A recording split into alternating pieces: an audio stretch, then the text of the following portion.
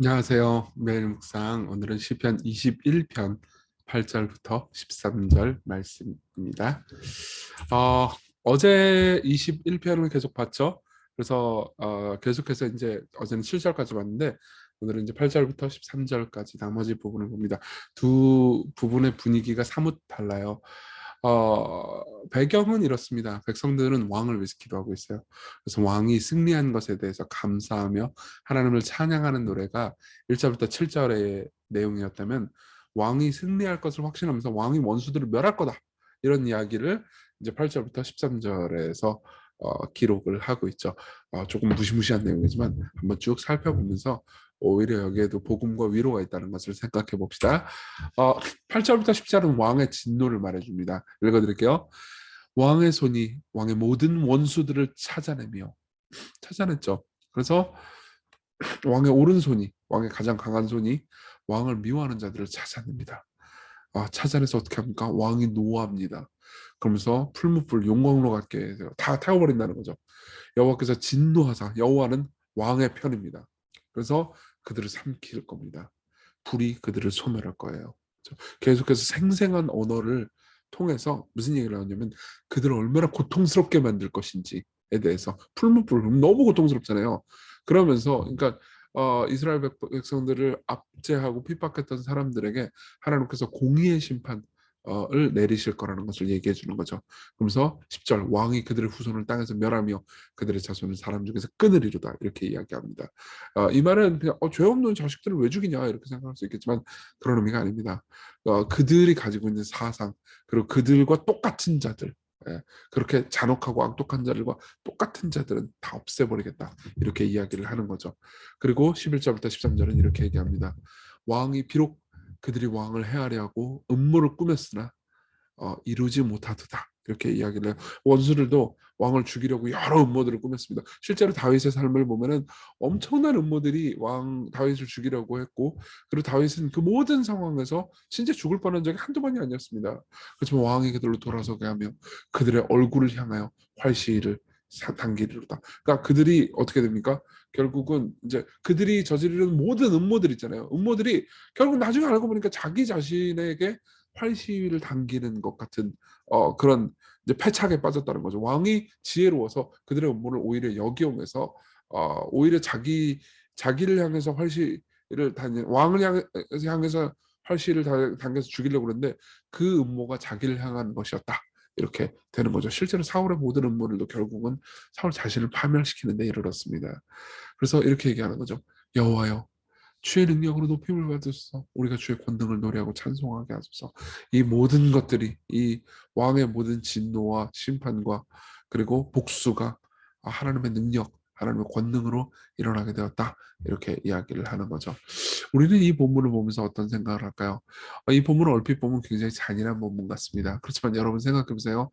여러분들의 삶에서 너무너무 억울한 일을 당하고, 그리고 진짜 이거 갚을 길 없는 고통스러운 일을 겪었다. 이거 뭐 국가의 법으로도 될 문제가 아니고 너무너무 고통스럽다, 이럴 때가 있습니다.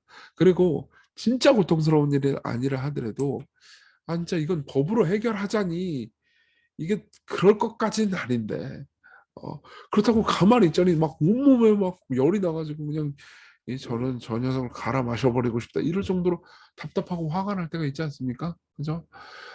불의와 억압을 당한 사람은 왕이 결국 공의의 심판을 하실 것을 보면서 소망을 품을 수 있습니다. 그리스도께서요, 심판하시는 분이시거든요. 데살로니가 후서 1장은 이렇게 얘기합니다. 너희로 환난을 받게 하는 자들에게는 환난으로 갚으시고, 너를 고통스럽게 했던 모든 사람들 있지, 그 사람들 똑같이 고통스럽게 받게 할 거야. 환난을 받는 너희에게는 우리와 함께 안식으로 갚으시는 것이 하나님의 공이시니. 그죠? 지금 여러분들이 억울한 일을 당하고 고통스러운 일을 당하지만 하나님께서 갚아주실 거라는 거예요. 주 예수께서 자기의 능력의 천사들과 함께 하늘로부터 불꽃 가운데 나타나실 때, 재림하실 때, 그분이 영광의 주, 강력한 주, 능력의 왕으로 오실 겁니다. 하나님을 모르는 자들과 우리 주 예수 그리스도의 복음에 복종치 않는 자들에게 형벌을 내리실 겁니다. 그렇죠? 그날에 그가 강림하사 그 성도들에게 영광을 받으시고 모든 믿는 자들에게 놀랍게 여김을 얻으시리니. 지금은 너무 내가 억울하고 하나님 나를 버린 것 같고 이렇게 억울한데 하나님 뭐 하시는지 잘 모르겠고, 그렇지만 나중에 우리는 찬양하게 될 거예요. 세상에 내가 이렇게 억울한 일을 겪었는데, 내 마음이 이렇게 답답했는데 하나님께서 다 갚아주셨구나.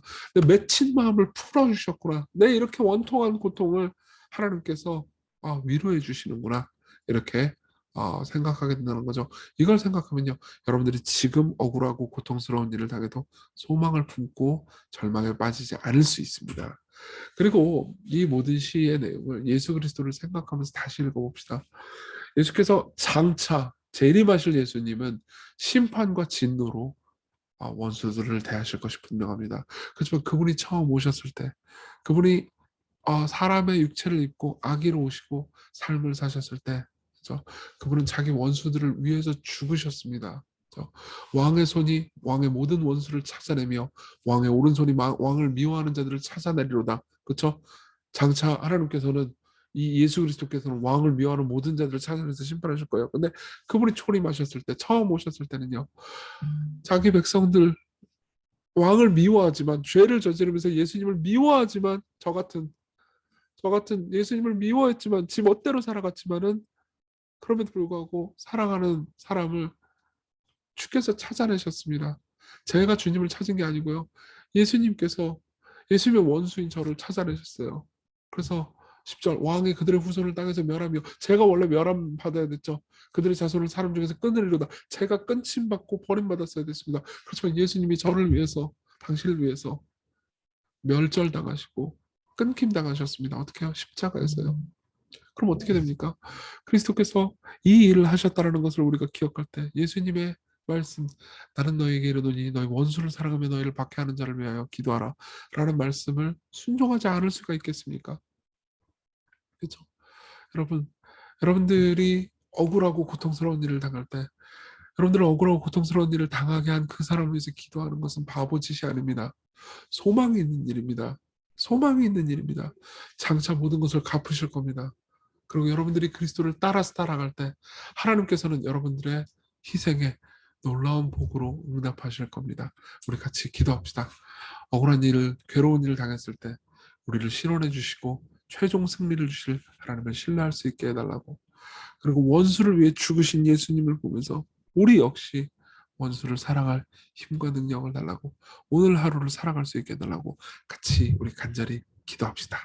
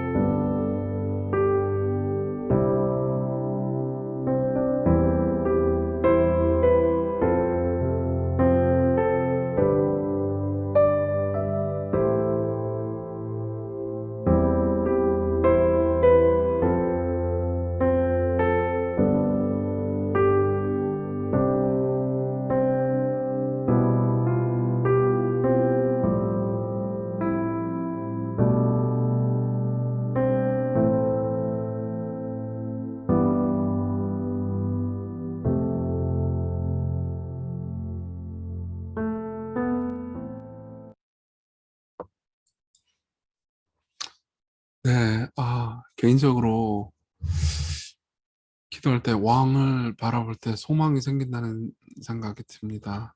예수 그리스도를 보십시오. 여러분들이 삶에서 낮아짐을 선택할 때 승리하리라는 것을 의심하지 않을 수 있습니다. 아니 오히려 재미를 붙일 수도 있어요.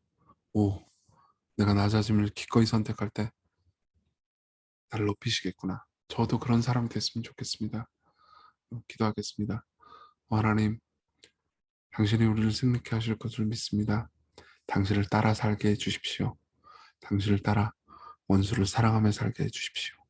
예수님 이름으로 기도했습니다. 아멘. 여러분 오늘도 은혜 안에서 사셨으면 좋겠습니다.